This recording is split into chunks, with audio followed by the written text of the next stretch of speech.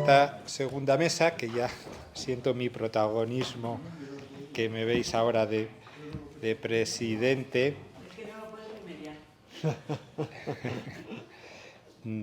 que para bueno, pues introducir a nuestros dos ponentes, que ya estamos viendo que dentro del programa estamos avanzando a los siglos XIX y XX, dentro de lo que es pues eso, una aproximación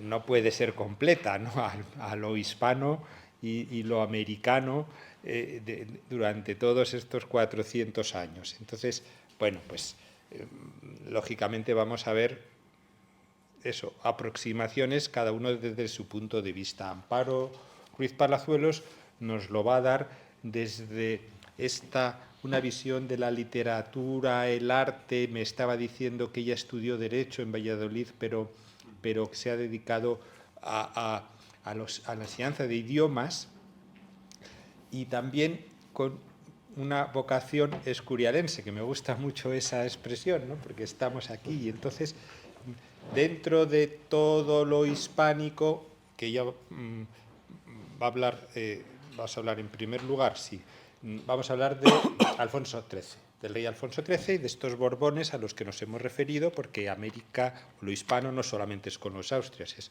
es con los Borbones. Y me decía, claro, su madre, la madre de Alfonso XIII, fue la que fundó este colegio, María Cristina, aquí en San Lorenzo. ¿La conocéis físicamente? Ahí, la reina. María Cristina, sí, de Habsburgo, Lorena. Pues en el Real Sitio de San Lorenzo del Escorial, porque por simplificar decimos el Escorial, pero correctamente es San Lorenzo del Escorial, porque el pueblo del Escorial es otro pueblo que está más abajo. Este es San Lorenzo del Escorial. Y ya más cercanamente, Cristóbal Matarán, que es un compañero mío, profesor en la Universidad Europea de Teoría Económica, Historia Económica y Pensamiento Económico, que es doctor, es otra generación, más joven y más preparados, ¿no?, dentro de un programa muy interesante que tiene la Universidad Rey Juan Carlos de Madrid sobre la Escuela Austriaca de Economía. Es doctor sobre la presencia de esa escuela austriaca en España y en Madrid, y de hecho fue su participación el año pasado, que nos estuvo explicando cómo llega el pensamiento austriaco a España y concretamente a Madrid, y él nos va a hablar hoy pues de cómo llega, en concreto queremos hablar de Milei y de este fenómeno de la Argentina que precisamente no reniega de sus raíces austriacas ni del profesor que se las más o menos enseñó, que es el mismo director de este programa que hizo Cristóbal de Escuela Austriaca en la Rey Juan Carlos, que es Jesús Huerta de Soto, que es un señor también conocido creo que por todos nosotros. Bueno, pues vamos a seguir los tiempos. Queremos llegar puntuales al almuerzo, pero también queremos hablar y conocernos, aunque quizás pues podemos seguir hablando después en esos tiempos. Así que yo procuraré, sí, controlar un poquito, pero... Unos 20 minutos. Sí, nada. Muy bien. Amparo, pues tienes la palabra. Bueno, pues encantada de estar aquí. El año pasado vine como alumna y no sé si os acordáis, no sé si tratamos el tú o el usted. Como te sientas cómoda. Yo me siento más cómoda con el tú porque soy ya tan mayor que a toda la gente le veo muy joven. Entonces, siempre he tratado de usted por los idiomas, porque en inglés y francés es impensable tutear, y sin embargo, ahora que me hago mayor, me sale el tú. O sea que si preferís que el usted, también me acomodo, ¿eh? Encantada de volver porque me parece un proyecto muy interesante, sinceramente interesante. Vengo a través de Nieves como amiga, pero también como invitada. Soy socia del Ateneo, pero me invita la presidenta del Ateneo a hacer esta pequeña exposición que al lado de tanta erudición y de gente tan preparada me da un poco de pudor, os lo digo sinceramente. Creo que lo deberíamos enfocar como una persona que, como has dicho, vivo en San Lorenzo del Escorial vocacionalmente. En septiembre hará 36 años o 37. Vine aquí desde San Sebastián, que es una ciudad preciosa, con un niño pequeño y el niño empezó a ir al colegio Alfonso XII y yo vivía, pues yo vivo detrás de esta pared, o sea, vivo aquí, en pleno centro del Huracán. Y como le comentaba a León, ¿por qué estoy yo aquí hoy y a qué he venido? Vine al Escorial, a San Lorenzo del Escorial, y llevaba al niño por la calle y entonces soy terriblemente curiosa, repito la frase de Ortega, que del asombro sale el pensamiento. Entonces iba Carlos III, Felipe II, esto es de no sé qué, esto es de no sé cuánto, esta es la casa de Giacomo Trecho. Era un cacao, como en paralelo soy tejedora de lana y 2 agujas, mi mente no puede estar en caos. Tenía que ordenar el sitio por el que pasaba, quiénes habían vivido aquí, etc. Y lo primero que os puedo contar es que el Real Colegio Alfonso XII, al que ha ido mi hijo desde los 5 años hasta que acabó la carrera, luego he hecho arquitectura y muchas veces he creído que el ambiente en el que se ha movido, tanto en el colegio como en el pueblo, el ambiente le ha inducido, quizá, sin ser consciente de ello. Se ha casado también con otra arquitecta, espero que la niña tampoco no sea una arquitectita. Quiero decir que para mí el Escorial os lo voy a contar desde una visión subjetiva y un poco doméstica. Me salgo un poco de la erudición de gente tan interesante y que da gusto oíros hablar. ¿Y por qué llego al libro del que os voy a comentar hoy? Empecé a investigar sobre lo que veía y tenía una documentación privada, exhaustiva pero privada. Y en los cursos de verano una serie de personas que me oían hablar y contar tantas cosas me decían, pero ¿por qué no publicas todo esto? Y yo decía, pues ¿por qué no? Pero como sí, bueno, para no cansaros, en el 2004 empecé a publicar en una revista que se llamaba La Opinión de la Sierra y hasta hoy no he dejado de publicar un solo artículo en toda mi existencia, estando de viaje, pero eso se debe al tejer, o sea, no concibo. Yo, por ejemplo, el año pasado empecé a hacer estos cursos y siempre que vengáis voy a estar aquí, pero no por nada, sino porque funciono de esa manera y eso os va a explicar por qué hice los libros. Tenía mucha documentación, lo publicaba en revistas, ahora estoy con un periódico, siempre publicando. Y siempre la gente diciéndome, haz libros, ponlo en libro para que sea ordenado. Digo, pues es verdad que va a ser más ordenado. Entonces planeé la colección El Escorial, Luz y Arte, que no es ni más ni menos que un apellido mío, que es Luciarte, con C y latina. Y a mí se me ocurrió que si lo desglosaba y ponía luz y arte, me encajaba perfectamente para lo que quería hacer. ¿Qué hice? Pues organizar un modelo que era una colección de 7 libros, me salían 7 libros. El primero no tiene nada que ver con todos los demás porque era un poco explicar por qué me gustaba a mí vivir aquí, qué me había encontrado, qué vivencias tenía. Cuando realmente empieza la colección es en el siglo XVI. Tengo 2 tomos del siglo XVI con Felipe II visto desde un prisma entrañable y poco conocido, es decir, qué educación recibió, cómo era el ambiente de la corte, todo eso. Y paro cuando ya estaba preparado para su gran obra, que era el monasterio del Escorial. Sigo con ese mismo siglo con 3 grandes desconocidas, que son 3 mujeres interesantísimas, pero que no se las ha conocido. Que no digo quiénes son, porque si en algún momento lo queréis leer, os reviento la sorpresa. Bueno, y luego sigo con el siglo XVII, el siglo XVIII, llego al siglo XIX y hablo de doña Cristina de Habsburgo, porque evidentemente estando en el Escorial y habiendo hecho una universidad me interesaba muchísimo saber quién era. No hay prácticamente nada escrito de ella, hay poquísimo. Es una mujer absolutamente denostada, la llamaban doña Virtudes, era muy antipática, nada que ver con lo que yo he averiguado, nada que ver. Y como descendiente de María Cristina de Habsburgo llega su hijo Alfonso XIII. Es decir, que Alfonso XIII me llega a mí. A mí no se me hubiera ocurrido escribir sobre Alfonso XIII, porque con la fama y la leyenda que tiene el pobre hombre, pues no era una cosa apetecible de hacer. Pero me tocaba y lo hice. Entonces, me ha parecido muy oportuno que este año vengáis norteamericanos también, porque una de las virtudes que tenía Alfonso XIII, primero, es hijo de Alfonso XII y María Cristina de Habsburgo. Alfonso XII viene en 1875, después de las movidas del siglo XIX que han sido apoteósicas, viene como un rey pacificador. Es un chico que ha estudiado, ha estado exiliado en París, y ha estudiado en París, ha estudiado en el Theresarium de Viena y ha estudiado en la Academia Militar de Sandhurst de Inglaterra. Con lo cual tiene una preparación que no tiene nada que ver con la que hubiera recibido metido en el Palacio de España. Este chico viene muy pronto a España con una vocación absolutamente regeneracionista, ya el padre.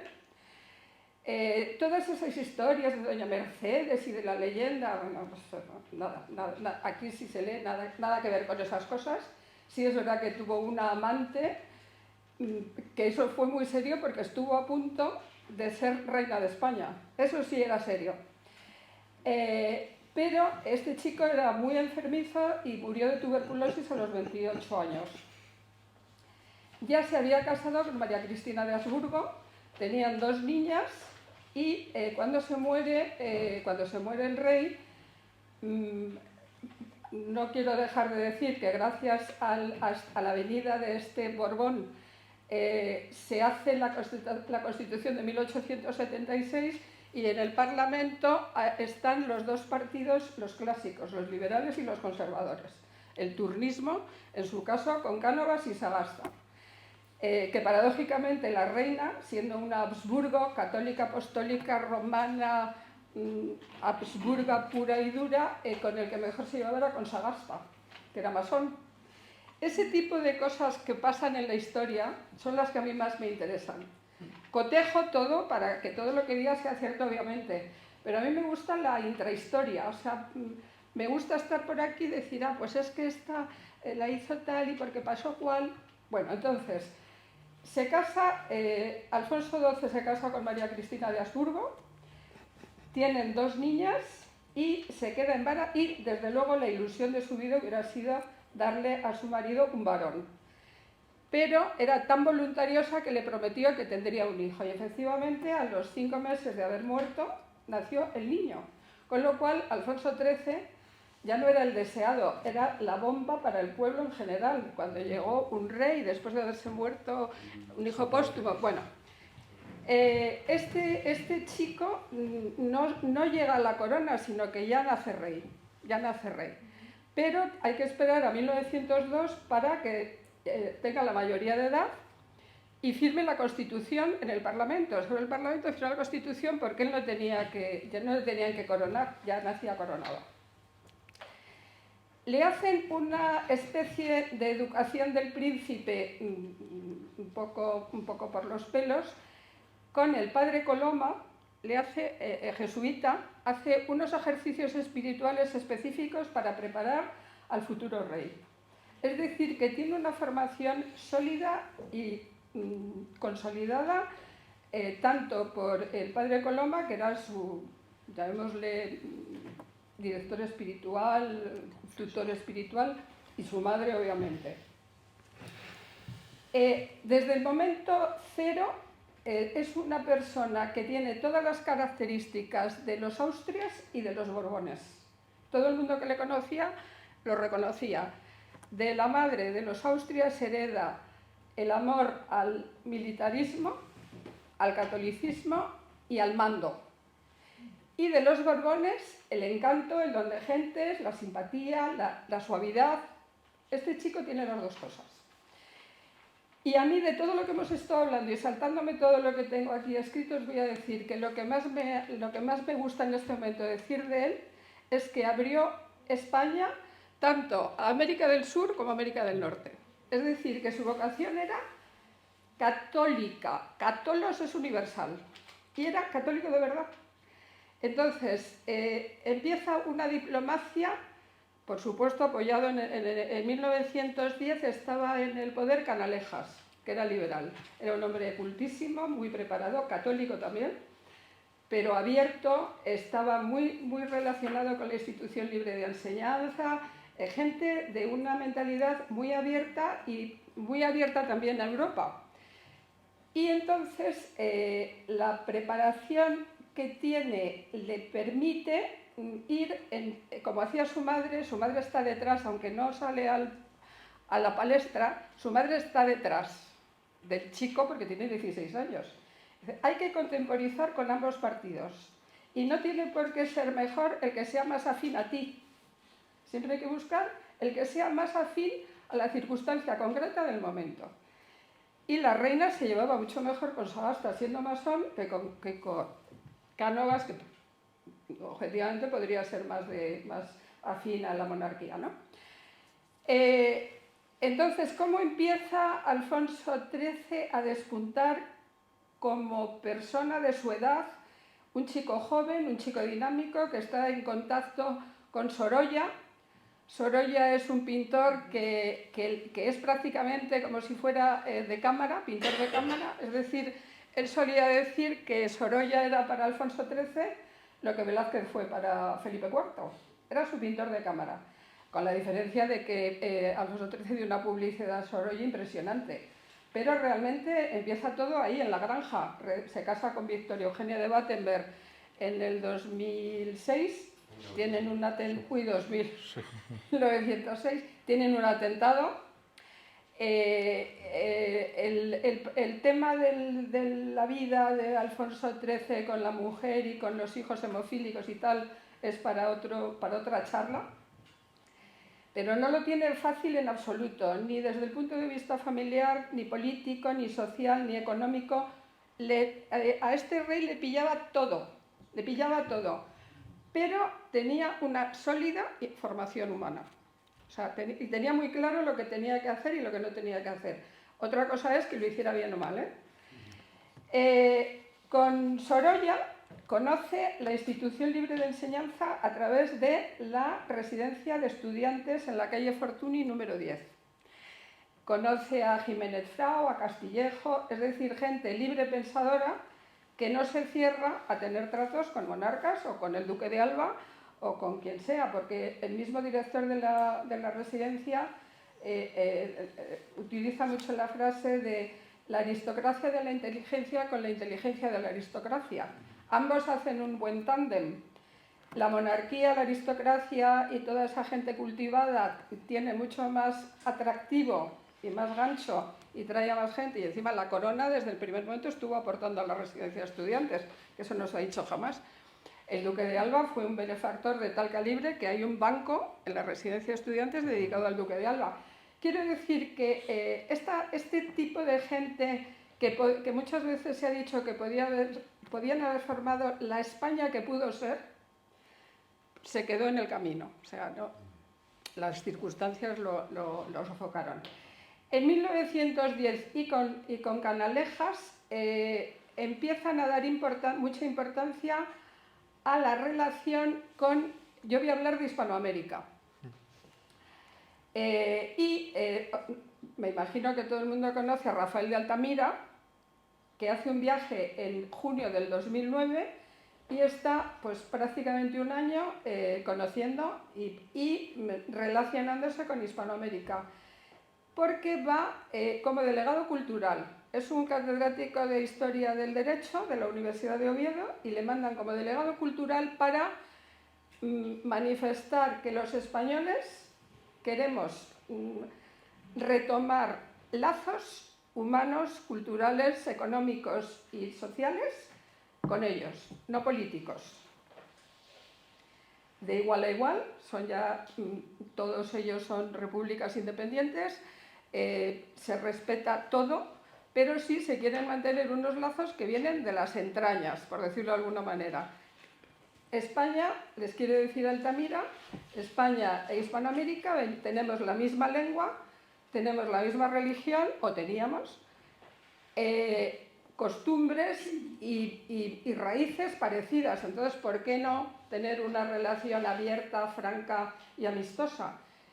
Y Altamira va al Palacio Real y habla con el rey y dice: todo eso está muy bien, su majestad, pero tenemos que invertir gran parte del presupuesto y hacer una legislación que eso lo sustente.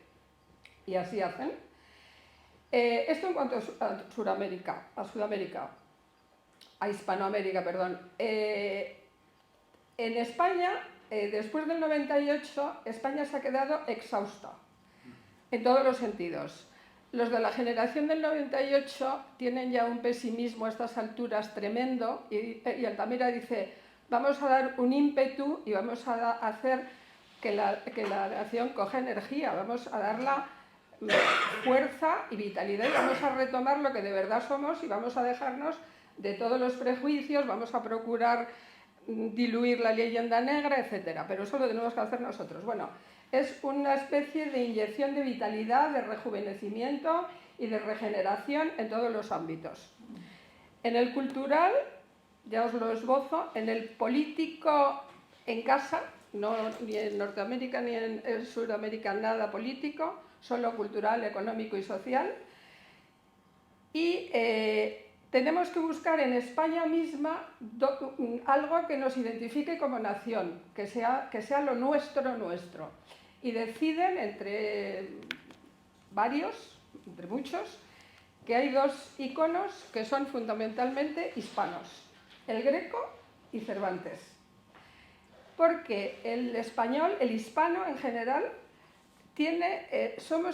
tenemos vocación trascendental. Es decir, no nos quedamos en lo meramente material. Nos sale de natura la trascendencia. Y eso lo refleja muy bien el Greco, por ejemplo, en Toledo, en el cuadro del Conde Orgaz, que está la parte celestial, la parte terrenal, y Cervantes, obviamente, con el Quijote y Sancho Panza. Pero todo eso tiene que plasmarse en cosas reales. Entonces, se crea la Comisaría Regia de Turismo y Educación Popular y le ponen al cargo a el marqués de la Vega, don Benigno de la Vega Inclán. ¿Os suena? El que creó el museo del Romanticismo y otras muchas cosas. Don Benigno de la Vega Inclán y don Alfonso XIII tienen un afán o sea, están entusiasmados con potenciar el turismo en España. El turismo ya está en Europa, ya está Cook, que lleva todo el siglo XIX haciendo los tours y todos esos, pero piensan que puede ser una forma nueva y regenerativa y novedosa de crear riqueza. Pero para ello tienen que tener los monumentos, o sea, el arte y la historia, tiene que estar cuidado y el entorno natural que tenemos es nuestra mina. Lo legalizan, lo llevan a las Cortes y entonces crean en Toledo, que para ellos como ciudad es el icono, porque está la Casa del Greco, el Greco y la ciudad de Toledo. Entonces, en esa casa hacen un museo experimental, un museo de ambiente que ya se estaban haciendo los sajones. ¿Para qué? Para que la gente que entre en el museo sepa cómo vivía una persona del siglo XVI. Entonces, bueno, pues hacen el entorno, él compra la casa con su dinero. Generalmente el rey ponía muchas veces dinero de su cuenta civil para cosas de estas, porque era inmediato, o se hace o no se hace, y en España se tarda. La Casa del Greco en Toledo, os recomiendo que lo vayáis a ver porque es interesantísima. Entonces ya tienen al Greco con su casa, su museo de ambiente, la ciudad, etc. Y en Valladolid la Casa de Cervantes, que esa sí os puedo decir que la conozco porque nació en Valladolid, y también os puedo decir que de las tres casas, una la compró Alfonso XIII con su dinero, porque los demás no querían invertir en semejantes cosas. Aparece en escena, junto a de la Vega Inclán, aparece en escena Huntington de la Hispanic Society de Nueva York, que es un americano de los que vienen a Europa en general a beber un poco de las raíces que allí no tenían todavía. No había dado tiempo.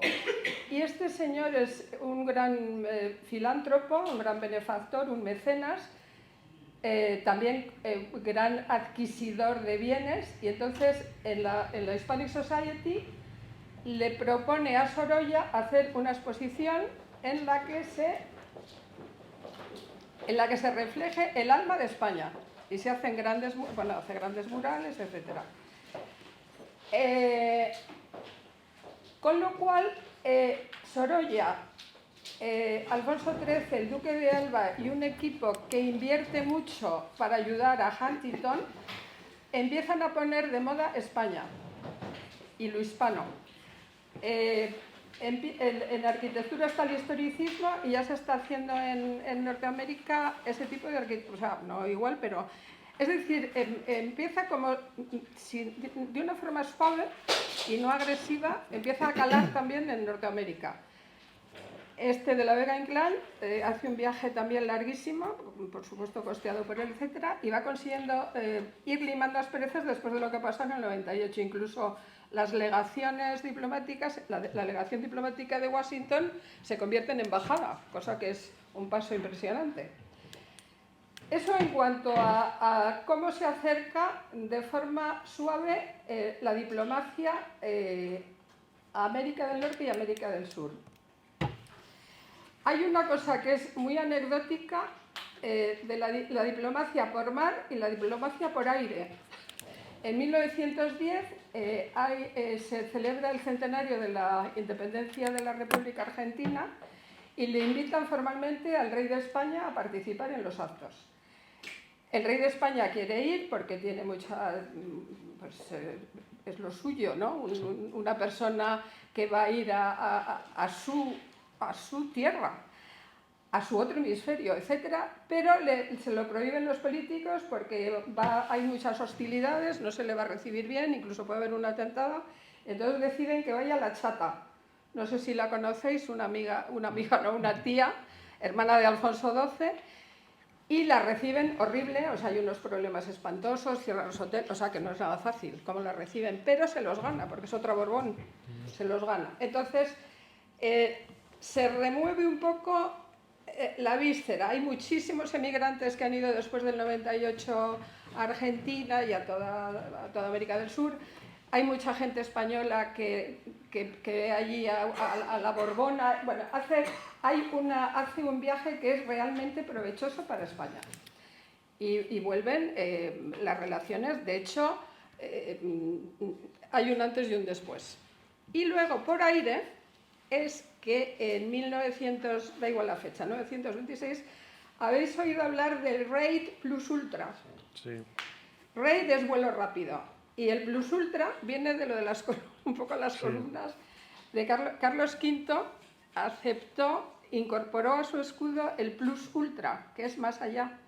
Eso es muy largo de explicar, pero Carlos V dijo, Plus Ultra, nosotros sí vamos a ir más allá.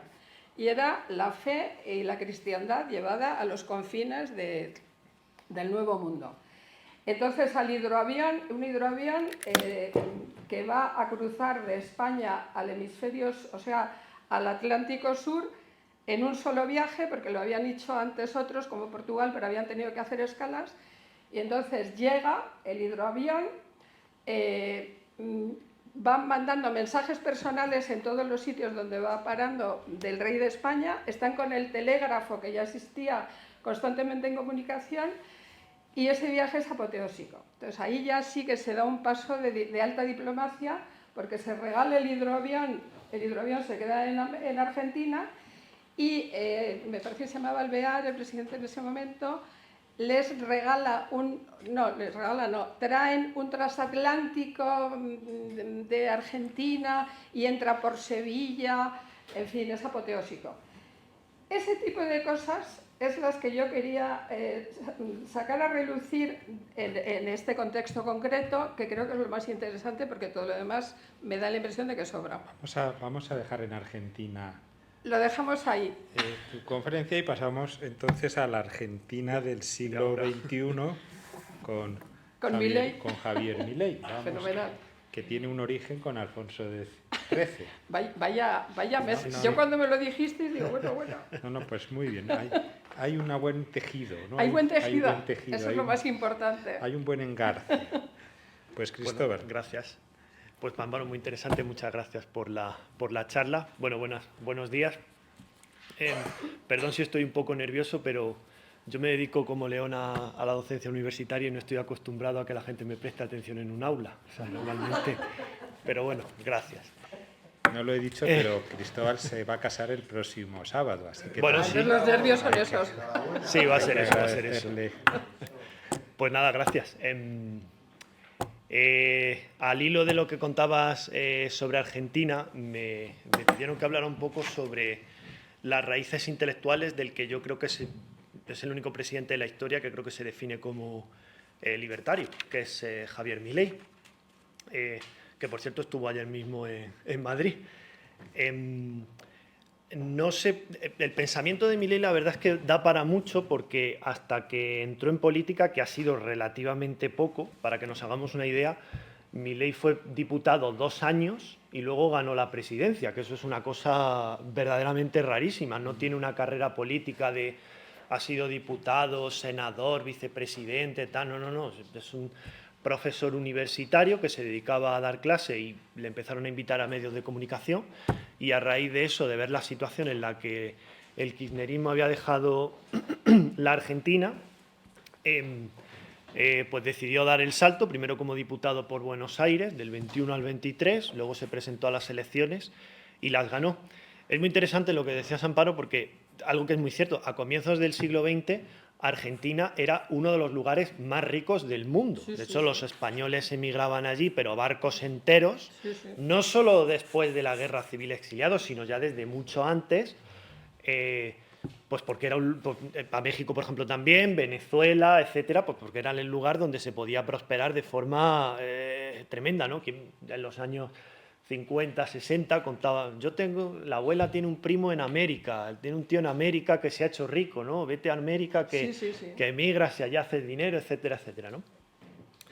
Pero bueno, todo en esta vida se acaba, y después de más o menos un cuarto de siglo de los Kirchner, pues Argentina está pues hecha un erial. O sea, Argentina está hecha un erial totalmente. Solo les voy a dar unos pocos datos, porque no quiero hablar de macroeconomía, que dentro de la economía puede ser lo más aburrido. Cuando Milei asume la presidencia, se encuentra un país que en el año 2023 cerró con en torno al 280% de inflación, y este año parece que va a cerrar en el entorno del 40-50%. Estos años atrás, pospandémicos, que tuvimos, la masa monetaria se incrementó un 30% desde la pandemia. Hemos tenido unos años que la inflación, por ejemplo, en España llegó al 8,5% y nos tirábamos de los pelos. Bueno, pues en Argentina, imagínense eso multiplicado por 5, 6 o 7 veces más. Es una barbaridad absoluta. Sobre Milei, bueno, él estudió en la Universidad de Buenos Aires, economía. No se podría decir que ahí puede estar muy influenciado por un pensamiento liberal o austríaco, sino que yo creo que el gran cambio en su vida o en su intelecto es cuando se matricula en el posgrado en una escuela de negocios de Buenos Aires que se llama ESADE, Escuela Superior de Economía y Administración de Empresas, porque esa escuela fue fundada en 1978 por Alberto Venegas Lynch, que seguramente lo conocen, le han dado el premio Juan de Mariana aquí en España, creo que fue en 2017 o 18, creo que 17, si mal no recuerdo. Que es un tipo muy liberal, ya tiene más de 80 años, pero bueno, allí sigue en Argentina, escribe artículos, es muy reconocido. El segundo, y fue el primer rector de esta institución. De hecho, a lo mejor otro liberal que nos suena ahora bastante, que se llama Martín Krause, fue el sucesor de Venegas Lynch en el rectorado de esta institución, por ejemplo. Otros liberales muy reconocidos argentinos que han pasado por ahí o para dar clase o como alumnos, por ejemplo, los Kachanovsky, los hermanos Rabier, o, por ejemplo, uno que está ahora muy al lado de Milei, que es Manuel Adorni. Manuel Adorni fue compañero de Javier Milei, que es el portavoz presidencial, que ahora se ha presentado a las elecciones hace menos de un mes. Este centro es, a mí me gusta hacer una pequeña comparación, es un poco como la Universidad Francisco Marroquín en Guatemala, ¿no? Que es como una isla de libertad y, pues en el caso de SADE es más o menos lo mismo, ¿vale? Sigue abierto hoy en día y sigue funcionando a pleno rendimiento. Luego, por ejemplo, la historia tiene unas consecuencias que son graciosísimas. El segundo gran espaldarazo que tiene Milei en su pensamiento es cuando empieza a estudiar la figura de los austríacos y, por ejemplo, los vídeos de Huerta de Soto, estos que se han hecho famosos y universales. Está por ahí en YouTube, que a mí me lo pasaron una vez, está la conferencia inaugural del Juan de Mariana del año 2006, que no tenían ni sillas, bueno, no tenían ni cola en las paredes. Es una cosa interesantísima porque ellos cuentan que lo que quieren hacer es pues, que crean el think tank, lobby para entendernos, para influir en la política española, pero estos derroteros que tiene la vida, donde han terminado influyendo, es en la política de Argentina, no es la de aquí, pero bueno, cosas de la tecnología, ¿no? El caso es que Milei cuando empieza, yo creo que, bueno, hay mucho debate sobre si es más austríaco, si es más de la escuela de Chicago, en fin, etcétera. Tampoco quiero entrar mucho en eso, pero es a raíz de eso cuando empieza a cambiar su pensamiento y yo diría que empieza a entender sobre todo la macroeconomía austríaca y la ortodoxia keynesiana, sobre todo en el ámbito monetario, de patrón oro, moneda estable, cosa que además viviendo en Argentina y los índices de precios que tiene, pues se entiende perfectamente, ¿no? Ahora bien, ¿qué se le puede poner en el debe? El problema que yo le veo que tiene mucho pensamiento o que ha llegado a ese liberalismo argentino es que por un lado tienen esa tradición hispánica más actual de Huerta de Soto, de Madrid, de austríacos, etcétera, pero también tienen cierta influencia de Norteamérica, sobre todo de la escuela de Chicago. Esto creo que les ha hecho olvidar bastante su raíz hispánica. Si uno se mira los discursos de Milei o de liberales argentinos en general, una cosa que llama mucho la atención es que desconocen totalmente la escolástica hispana. Y esto llama poderosamente la atención. Y tratando de investigar un poco, sobre todo ahora con cargos institucionales, se ve mucho que los mileístas identifican mucho la tradición liberal con los independentistas argentinos, sobre todo con José San Martín. Y esto yo creo que es un error. Yo creo que esto es un poco influencia anglosajona, porque en el mundo hispanoamericano, sudamericano, sobre todo en el argentino, se tiene la independencia como una reacción contra la perversa monarquía hispana anclada en el absolutismo, etcétera, etcétera, y que San Martín y Bolívar eran unos luchadores de la libertad que, vamos, esto me parece que está bastante alejado de la realidad. San Martín un tanto menos, pero Bolívar lo que quería era ser un Napoleón de Sudamérica. Yo, pocos ejemplos más de caudillaje se me explica, creo que se pueden decir, vamos, que es que hay un país en Sudamérica que lleva su nombre, que es Bolivia. O sea, si hay más caudillaje que ponerle al país tu nombre.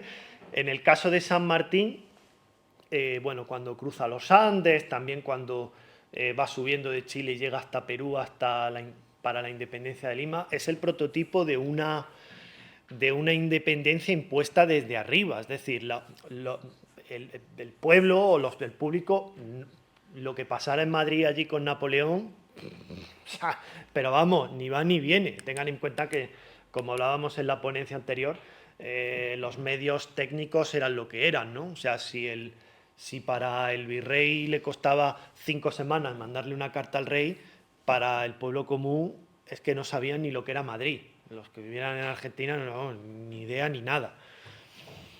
Esto, por ejemplo, a colación de la figura de San Martín, me parece que lo rescata mucho porque crea el primer regimiento de soldados en Argentina, etcétera.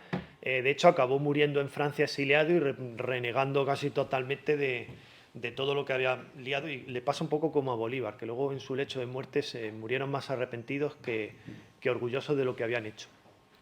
Esto, como les digo, creo que es un poco por influencia esta de la escuela de Chicago, que ignora totalmente cualquier influencia hispana en América.